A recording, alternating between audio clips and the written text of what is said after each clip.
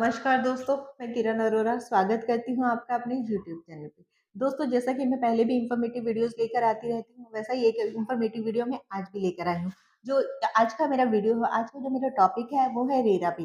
RERA की ज़रूरत क्यों पड़ी और रेरा के आने से क्या-क्या बेनिफिट्स मिले और रेरा के आप अगर आप रियल एस्टेट एजेंट हैं, डेवलपर हैं या बायर्स हैं, इवन तो आपको पता ही होगा रेरा का नाम कहीं न कहीं तो आपने सुना ही होगा। तो रेरा के आने से जो एजेंट्स हैं, डेवलपर्स हैं या बायर्स हैं, उनको क्या-क्या बेनिफिट्स मिले आज उनके बारे में पहले मैं चर्चा आपको करेंगे। रेरा की फुल फॉर्म बताती हूँ, real estate agent regulation authority, जो कि 2016 में यहाँ की जो अथॉरिटी थी, उन्होंने ये कानून लेकर आए जो जिसका नाम रखा गया रेरा।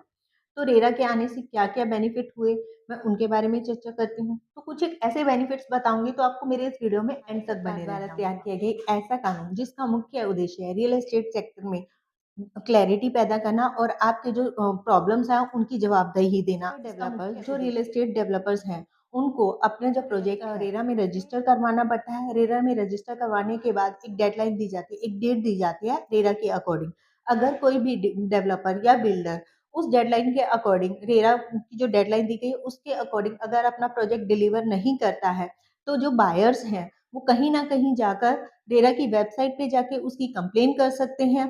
तो आपको कहीं न कहीं एक प्रोटेक्शन मिल जाती है कि आपने जो आपका प्रॉपर्टी परचेज़ किया है, प्लॉट परचेज़ किया है या फ्लैट परचेज़ किया है, तो उसको आप उसकी आपको कहीं न कहीं अथॉरिटी रहती है कि आपने जो प्रॉपर्टी परचेज़ किया है एकदम सही रेरा के आने से रियल एस्टेट सेक्टर में जो एजेंट्स हैं उनको भी रजिस्टर करवाना पड़ता है, इससे उनको भी क्रेडिबिलिटी अच्छा मिलता है।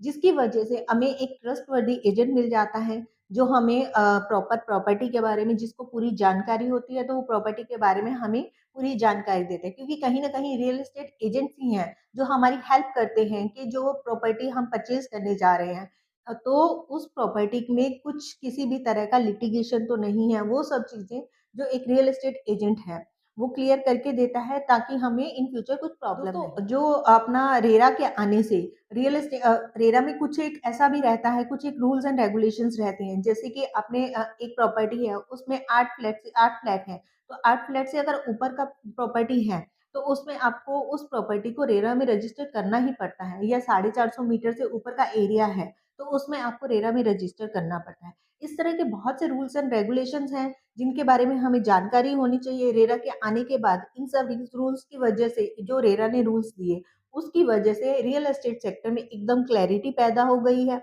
अच्छा, इवन रियल एस्टेट एजेंट्स हैं, डेवलपर्स हैं या बिल्डर्स हैं, सबका ट्रस्ट जो है, लोगों को कहीं न कहीं ट्रस्ट हो गया है कि ये प्रोजेक्ट है, ये बिल्डर है, ये एजेंट है, ये रियल एस्टेट में रेरा रजिस्टर्ड एजेंट है या डेवलपर्स है या बिल्डर है। तो कहीं न कहीं लोगों की जो विश्वास है रियल एस्टेट सेक्टर पे अभी बहुत ज़्यादा बन गया है। आपको तो पता ही है जैसे रियल एस्टेट सेक्टर अभी बूम कर रहा है, आने वाले टाइम में यहाँ पे प्रॉपर्टीज़ के दाम बहुत बढ़ने वाले हैं। तो अगर आप भी प्रॉपर्टी परचेज़ करने का सोच रहे हैं या आपने मन बना लिया है, तो आप जल्दी से जल्दी प्रॉपर्टी परचेज़ कर लीजिए। और अगर आपको मेरा वीडियो अच्छा लगा हो, तो उसको लाइक, शेयर और कमेंट भी कर दीजिएगा। अगर आपको कुछ ऐसा लगे कि मैंने कुछ गलत बोला या कुछ मुझे और इम्प्रूवमेंट करना चाहिए, तो आपको मेरे इस वीडियो में कमेंट करके ज़रूर बताना। स्क्रीन पर मेरा नंबर दिया गया है, अगर आपको प्रॉपर्टी परचेज़ करना है, तो आप मुझे कॉल भी कर सकते हैं। और अगर आपको कुछ इन्फॉर्मेशन और चाहिए या आपको लगता है कि मैं कुछ और इन्फॉर्मेशन आपको इन्फॉर्मेटिव वीडियोज़ आपके लिए बनाऊँ, तो आप उस कमेंट बॉक्स में जाकर कमेंट भी कर सकते हैं। धन्यवाद।